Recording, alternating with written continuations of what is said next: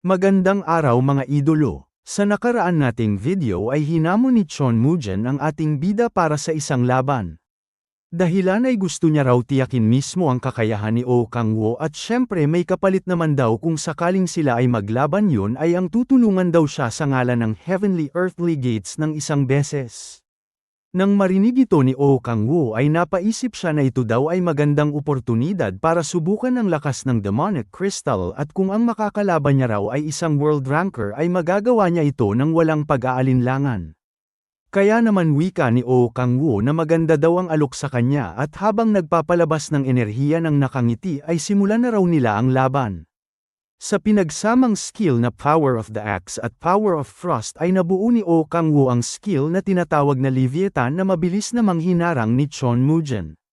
Nang mapansin na ang kanyang armas ay nilalamon ng yelo mula sa armas ni Oh Kang-woo ay inalis niya ito dahilan ng pagtilapon ni Oh Kang-woo.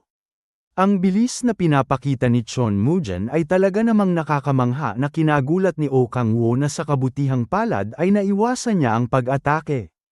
Pero ang hindi alam ni Chon Mujen ay pinaghandaan na siya ni Oh Kang-woo at habang nakangiti ay inatake niya si Chon Mujen na sobrang lapit sa kaliwang mata na sa kabutihang palad ay kanyang naiwasan na nagdulot naman ng malakas na pagsabog. Dahil sa ginawa ni Oh Kang-woo ay napaatras si Chon Mujen. Si Oh Kang-woo naman matapos ang kanyang pag-atake ay sinabing muntikan na raw ito. Dagdag pa niya sa kanyang isipan na ang Demonic Crystal ay napakaganda raw dahil ang pangunahing nitong kalamangan ay ang taglay nitong bilis. Ang bilis ng pagpapakita ng bawat kapangyarihan ay naging ilang ulit daw na mas mabilis at gamit ang pinagsamang kapangyarihan na Power of Hellfire at Power of Dark Spear ay nakabuo siya ng kapangyarihan na tinatawag na Bident. Hinawakan niya ito ng mahigpit habang iniisip na ang ikalawang kalamangan ng Demonic Crystal ay ang flexibility na kahit wala daw siyang ginagamit na kapangyarihang pampalakas ng katawan ay makakamit niya pa rin daw ang kaparehong abilidad kaya naman mula sa kinatatayuan ni Chon Mujen ay hinagis niya ang sibat na tinatawag na Bident. Nang mapansin ito ni Chon Mujen ay itinaas niya ang kanyang espada na naglalabas ng kakaibang enerhiya at hindi rin nagtagal ay lumabas ang isang dragon at gamit ang skill na Blue Dragon Strike ay inatake niya ang sibat na itinapon ni Oh Kang-woo. Dahil sa kanyang ginawa ay nawasak ang sibat ni Oh Kang-woo dahilan ng pagkawatak-watak nito sa paligid. Nang makita ito ni Oh Kang-woo gamit ang kanyang daliri ay ang mga bahagi ng sibat na nawasak at kumalat sa paligid ay nagsanhi ng malakas na pagsabog. Ito ay ang ikatlong kalamangan ng Demonic Crystal na Destructive Power. Ang ginawa ni Oh Kang-woo ay nagbigay sa kanya ng ngiti habang sinasabi sa sarili na ang pinatinding demonic energy ay maaari na raw magsilbing sandata. Dahil sa malakas na pagsabog ay nag-alala sina Kim Si-hoon at Chon So-yeon sa kalagayan ni Chon Mujen ngunit ang lahat ay nabigla nang sumigaw ito ng malakas habang pinapalabas ang malakas na enerhiya at napatawa dahil mukhang masyado niya daw minaliit si Oh Kang-woo.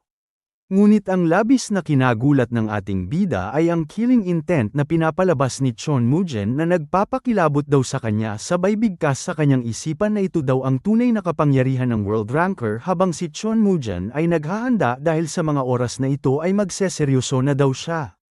Sa sinabi ni Chon Mujen ay hindi man lang natakot si Oh Kang-woo bagkus ay inasar niya pa ito na dapat daw ay ginawa mo na yan sa simula pa lang. At gamit ang pinagsama-samang kapangyarihan na Power of the Blade at Power of Hellfire maging Power of Beheading ay nabuo niya ang armas na tinatawag na Gram. Nang mapagtanto ni Chon Mujen na sadyang malakas si Oh Kang-woo ay tinawag niya itong bastos na bata sabay tanong kung ano ang tunay niyang pagkakakilanlan.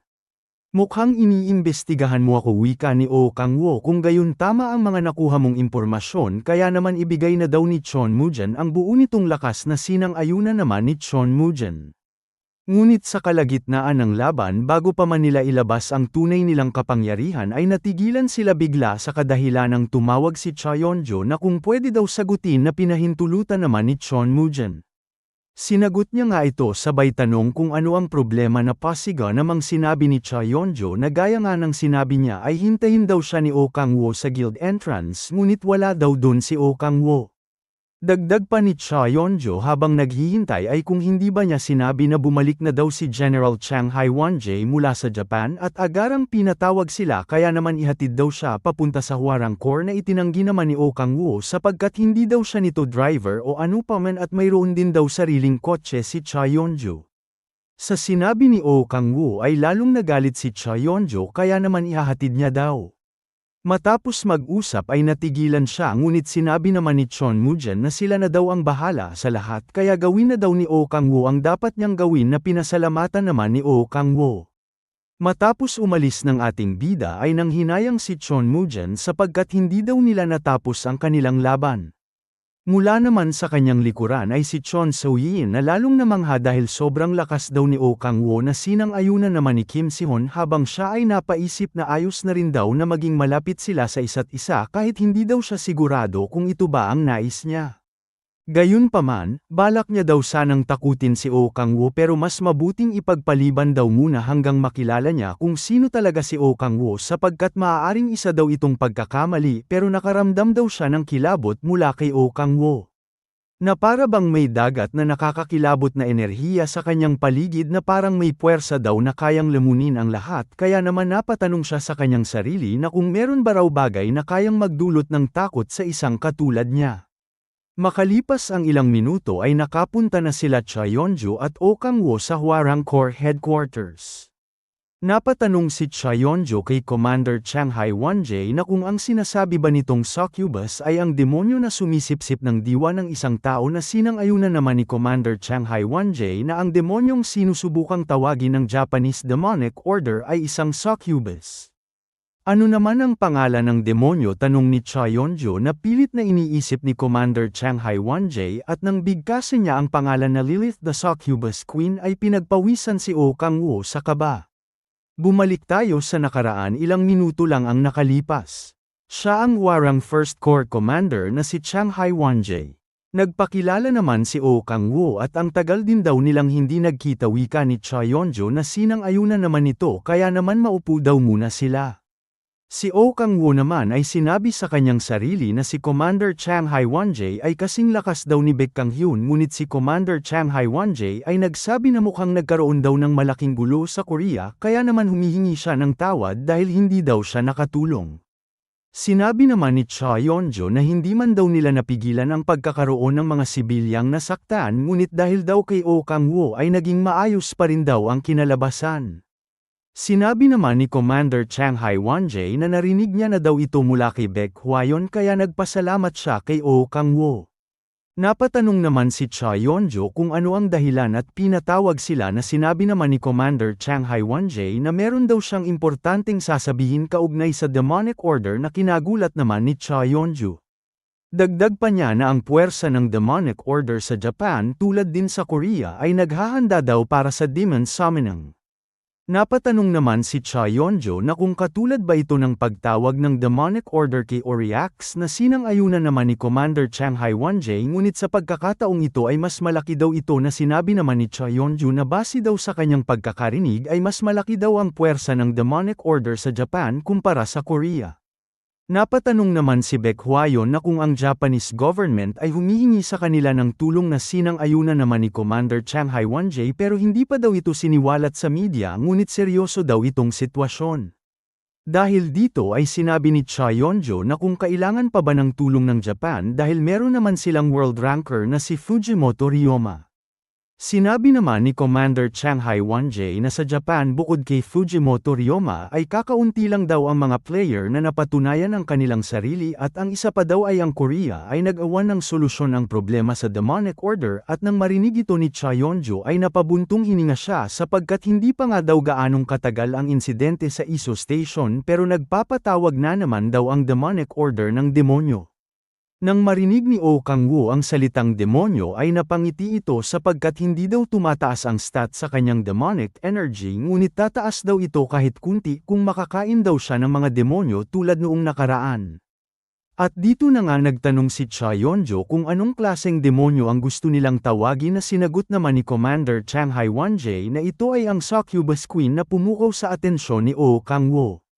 Habang nanginginig si Oh Kang-woo dahil sa kanyang narinig ay napatanong naman si Cha Yeon-jo na kung ang succubus daw na ito ay ang demonyo na sumisipsip ng diwa ng tao na sinang-ayunan naman ni Commander Chang Hae-won-jae at habang iniisip nito kung ano ang pangalan ng succubus ay pinagpapawisan na sa kaba si Oh Kang-woo. At nang maalala ni Commander Chang Hae-won-jae ang pangalan ng succubus na si Lilith ay napatayo ng biglaan si Oh Kang-woo na kinagulat naman ni Cha Yeon-jo at galit na nagtanong kung ano ang problema. Sinabi naman ni Oh Kang-woo habang nagpapalabas ng enerhiya ay gagawin daw niya ang lahat para pigilan ang pagtawag sa demonyo. Si Lilith noong nasa impyerno pa si Oh Kang-woo ay ito daw ang isa sa pinakamalapit niyang tauhan katulad ni Balak. Kung si Balak ay kumakatawan sa kapangyarihan nasa antas ng isang prinsipe ng impyerno habang si Lilith naman ay pinamumunuan ang hukbo ng Demon King gamit daw ang pambihira nitong katalinuhan at si Lilith din raw ang kanyang asawa. Matapos daw siyang tuluyang matalo sa labanan laban sa dating prinsipe at mawalan ng lahat ng puwersa ay sa tulong daw ni Lilith ay nalampasan niya ang mga ito at dahil doon ay nanumpa si Oh Kang-woo na pakasalan si Lilith. At mula nang sila'y kinasal ay halos gabi-gabi daw siyang pinupuntahan ni Lilith sa kwarto at pilit daw niyang iniiwasan ang mga galami nito habang tumatakas na desperado kaya naman hindi na daw siya babalik sa ganoong buhay. Kaya para sa kaligtasan ng mundo ay kailangan daw nila pigilan ang pagtawag sa demonyo anuman ang mangyari habang si Cha Yeon-jo ay hindi makapaniwala sa ikinikilos niya kaya naman napaisip siya kung ano ang problema ni Oh Kang-woo. Nang makita ni Commander Chang Hae-won-jae na porsigido talaga si Oh Kang-woo na puksain ang mga demonyo ay gaya nga ng sinabi ni Baek Hwa-yeon ay may pagpapahalaga daw ito sa katarungan habang si Cha Yeon-jo ay napatanong kung ano ang nakain nito ngunit si Oh Kang-woo ay seryoso sa ganitong bagay kaya naman tinanong niya si Commander Chang Hae-won-jae kung ano ang sitwasyon sa Japan. Bigla naging seryoso si Commander Chang Hae-won-jae dahil hindi daw ito pwedeng ilantad sa iba dahil sa kasalukuyan si Kurosaki Yuri ay dinukot ng demonic order na kinagulat naman ni Baek Hwa-yeon at Cha Yeon-jo. Napatanong naman si Baek Hwa-yeon kung bakit dinukot ng demonic order si Kurosaki Yuri na sinagot naman ni Commander Chang Hae-won-jae na sa ngayon ay wala daw silang alam. Nang mapansin ni Oh Kang-woo na nababahala ang lahat ay palihim niyang tinanong si Cha Yeon-jo kung sino si Kurosaki Yuri na kinagulat naman ni Cha Yeon-jo na hindi ito kilala ni Oh Kang-woo. Sinabi ni Cha Yeon-jo na 5 taon na ang nakalipas sa tinatawag na araw ng Cataclysm ay isang SS rank gate ang lumitaw sa Sapporo Station at sa panahong iyon ay hindi daw mabilang na sibilyan ang namatay dahil sa napakalakas na halimaw na lumabas mula sa gate at nang ang buong bansa ay malapit ng matalo ay doon siya lumitaw. Ang Heavenly Shaman na si Kurosaki Yuri. Ang apo ng Emperor ng Japan ay nagbigay daw ng hindi matatawarang suporta sa mga player at nailigtas ang buong bansa sa tuluyang pagbagsak sa pamamagitan ng pagtaboy sa halimaw hanggang sa Hokkaido. Bagamat nananatiling no entry zone ang Hokkaido hanggang ngayon dahil sa insidenteng yun kaya naman si Kurosaki Yuri ang naging haligi ng Japan. Hindi lang yun dagdag ni Cha Yeon-jo dahil kamangha-mangha rin daw ang kakayahan ni Kurosaki Yuri. Ang kapangyarihan ni Kurosaki Yuri ay tinatawag na descent, ito ay may kakayahang mapasukan o mas apian ang kapangyarihan ng Diyos mula sa Japanese legends tulad ng Susanoo ai ni Fujimoto Ryoma ay nilikha din ito gamit ang kapangyarihan ni Kurosaki Yuri. Nang marinig ito ni Oh Kang-woo ay napatanong siya sa kanyang sarili kung bakit dinukot ng demonic order si Kurosaki Yuri.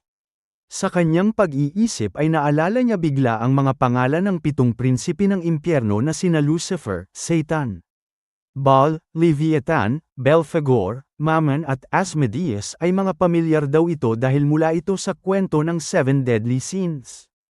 At kung ang mismong pagkakapasa daw ng mga pangalang yun bilang mga alamat ay dulot ng impluensya ng ibang mundo ay marahil ang kakayahan daw ni Kurosaki Yuri ay hindi lamang descent kundi ang kapangyarihang kumukuha ng lakas mula sa mga nilalang sa ibang dimensyon. Kung ganun ay naiintindihan na daw niya kung bakit sinusubukan ng demonic order na tawagin si Lilith dahil ang kapangyarihan daw ni Lilith ay ang illusion at domination at iyon ang gustong kunin ng demonic order.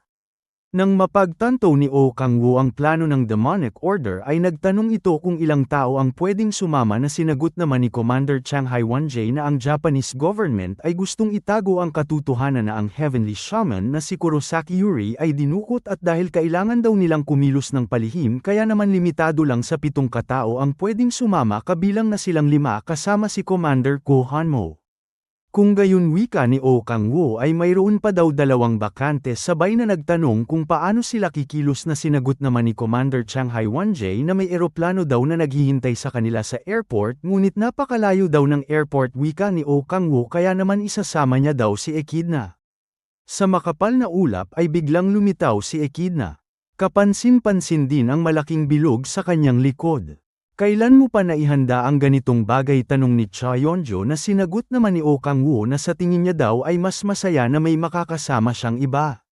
Sa kabilang banda naman ay nababahala sina Commander Chang Hai-won-jae at Baek Hwayon sa kalagayan ni Commander Ko Han-mo na pilit na pinipigilan ang pagsusuka dahil kapag masuka daw ito sa likod ni Echidna ay itatapon niya ito.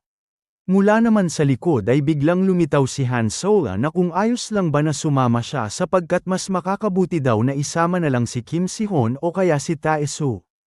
Hindi naman sang-ayon si Oh Kang-woo dahil sa pagkakataong ito ay malaki daw ang maitutulong ni Han Sola. Dagdag pa ni Oh Kang-woo sa kanyang isipan na dahil daw sa Grace of Light ni Han Sola ay makakatulong daw ito para palakasin ang kanyang demonic energy.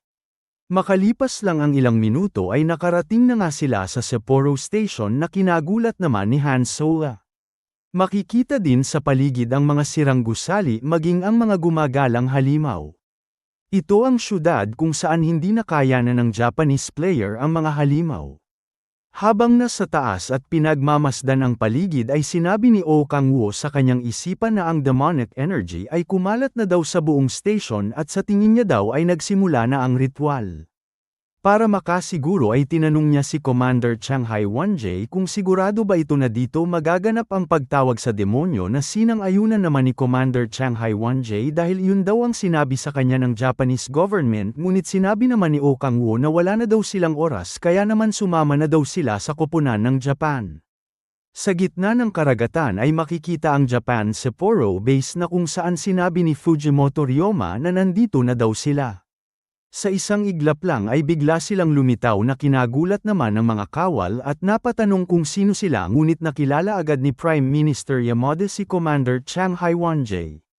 Nakipagkamay ang bawat isa at nagpasalamat naman si Prime Minister Yamada dahil sa maagang suporta na sinagot naman ni Commander Chang Hai-won-jae sa salitang Hapon na kailangan daw nilang magtulungan bilang magkaratig bansa na kinatuwa naman ni Prime Minister Yamada dahil magaling na daw itong magsalita ng salitang Hapon. Si Oh Kang-woo naman ay inutusan si Echidna para gamitin ang translation spell na sinang-ayunan naman ni Echidna. Napatanong naman si Prime Minister Yamada kung sino ang mga kasama ni Commander Chang Hai-won-jae na sinagot niya naman na ang mga kasama niya ang mga player na tutulong sa Demonic Order raid maging sa rescue mission at nasisiguro daw siya na magagaling sila habang si Cha Yeonjo ay nagtataka kung bakit siya nakakaintindi ng salitang Hapon na dahil daw ito kay Echidna at sina Commander Ko Han-mo naman ay nasa isang tabi habang nasusuka. Si Fujimoto Ryoma ay tinanong si Prime Minister Yamada kung maaari ba siyang magpakilala. Siya daw ay si Fujimoto Ryoma, isang world ranker na nalulugod silang makilala. Si Oh Kang-woo habang kausap ni Fujimoto Ryoma si Commander Chang Hai-won-jae ay napaisip na ang kaliwang mata nito ay tiyak na ang Susanoo ay. Hindi pa man tapos ang pag-uusap ng dalawa ay pinatigil na ito ni Oh Kang-woo sapagkat hindi pa daw nila tiyak kung kailan magaganap ang pagtawag sa demonyo at mas mahalaga daw na sabihin na sa kanila ang kinaroroonan ng Demonic Order at kung gaano nakalawak ang naisakatuparan nila sa kanilang plano na sinang-ayunan naman ni Fujimoto Ryoma. Kaya naman gamit ang kanyang kapangyarihan ay sinimulan na niya ang plano. Makalipas lang ang ilang sandali sa Sapporo Station ay inumpisahan na nila ang plano. Si Echidna gamit ang kanyang kamay ay inipon ang kapangyarihan sa gitna at malakas na pinakawalan sa mga halimaw. Si Oh Kang-woo naman habang kasama si Han Sola ay napaisip na ang Demon Golems mula sa Second Hell maging ang Cerberus mula sa Third Hell ay kung paano daw ito nagawang kontrolin ng Demonic Order. Habang nakikipaglaban sina Cha Yeonju sa Cerberus ay sumigaw ito sa galit at sinabing tumulong daw si Oh Kang-woo. Nang marinig ito ni Oh Kang-woo ay sinabihan niya si Han Solo na gamitin sa kanya ang Grace of Light. Matapos gamitin ni Han Solo ang Grace of Light ay sinabi ng system na ang kanyang physical at magical defense ay tumaas ng 300 at dumagdag din sa 3 bilang ang kanyang demonic energy stat. Ang buff na kanyang natanggap ay kinatuwa ni Oh Kang-woo kaya naman susubukan niya daw ito at gamit ang pinagsamang kapangyarihan na Power of Hellfire at Power of Shattering ay inatake niya ang Cerberus. Dahil sa ginawa ni Oh Kang-woo ay napaisip si Cha Yeonju na ang ganitong kapangyarihan ay sobrang mapanira ngunit bigla siyang nainis at galit na tinawag si Oh Kang-woo at Han Solo na kung nasisiraan na ba sila ng bait. Dagdag pa ni Cha Yeonju ay kung bakit daw ginamit ni Oh Kang-woo ang ganong kapangyarihan habang nasa paligid sila at galit na sinabi na kung gusto na ba niyang mamatay na hindi naman pinansin ni Oh Kang-woo bagkus nagyabang pa ito na siya lang daw ang kailangan para sa ganitong misyon habang si Han Solo naman ay namangha dahil ang ganoong klaseng kapangyarihan ay kaya na daw patayin ang mga halimaw sa paligid. Ngunit si Oh Kang-woo ay biglang napaisip na may kakaiba daw siyang nararamdaman. Bumalik tayo kung saan pinapaliwanag ni Fujimoto Ryoma ang magiging plano, sa kasalukuyan ay puno daw ng mutated monster ang Sapporo Station na pinakawalan ng demonic order kaya't magkakahiwalay daw silang susugod para salakayin sila sapagkat wala daw impormasyon ang demonic order tungkol sa kanila kaya naman malilito daw ang mga ito. At sa gitna ng kaguluhan ay may isang tao daw na lihim na papasok sa mismong lugar kung saan magaganap ang ritual. Mag-isa lang ba? Tanong ni Commander Chang Hai-1J na sinagot naman ni Fujimoto Ryoma na wala daw siyang balak na ipagawa ang ganoong kadelikadong bagay sa Korean player kaya naman siya na daw ang gagawa. Ngunit para kay Oh Kang-woo ay gusto lang daw nito magmukhang bayani sabay na napatanong sa kanyang sarili kung kailan ba ito darating. Ngunit sa malalim niyang pag-iisip ay papalapit na si Cha Yeonju dahil hindi niya ito pinansin habang si Han Solo ay binabalaan na si Oh Kang-woo. Ngunit ang malakas na pagsabog mula sa taas ng gusali ang pumukaw sa kanilang pansin na kinagulat naman ni Cha Yeonju habang si Oh Kang-woo ay napaisip na sobrang ingay daw ng pagdating nito. Ang malakas na pagsabog ay sanhi ng pagdating ni Fujimoto Ryoma kaya naman kailangan na daw niyang maghanda. Dagdag pa ni Oh Kang-woo ay hindi daw siya makakakita ng maayos dahil sa demonic energy na nakakalat sa buong paligid ngunit gamit ang omniscient power ay natagpuan niya ang lokasyon ni Fujimoto Ryoma na papunta kung saan magaganap ang ritual. Ngunit si Oh Kang-woo ay nababahala sapagkat may hindi daw tama dahil sa ginagawang ingay ni Fujimoto Ryoma ay wala pa rin itong makitang demonic order. Kaya pala wika ni Oh Kang-woo na pumukaw sa atensyon ng dalawa. Itinaas ni Oh Kang-woo ang kanyang kamay at sinabi sa kanyang sarili na sa dami daw ng demonic energy sa paligid ay sigurado siyang dito gaganapin ang ritual at gamit ang pinagsamang kapangyarihan na Power of Thousand at Power of Destruction ay nabuo niya ang Destroying the Sky na kinagulat ng dalawa. Dahil sa lakas ng pagsabog ay napatanong si Cha Yeonju kung ano daw ang kanyang ginawa. Sa lakas ng suntok ni Oh Kang-woo ay nagsanhi ito ng malaking butas patungo sa ibaba at mula sa taas ay may nakita silang tao. Ito ay ang mga demonic order na kinakabahan habang tinatanong kung papaano nila ito nahanap. Si Han Solo at Oh Kang-woo maging si Cha Yeonju ay naglilisik ang mga mata dahil sa kanilang natagpuan.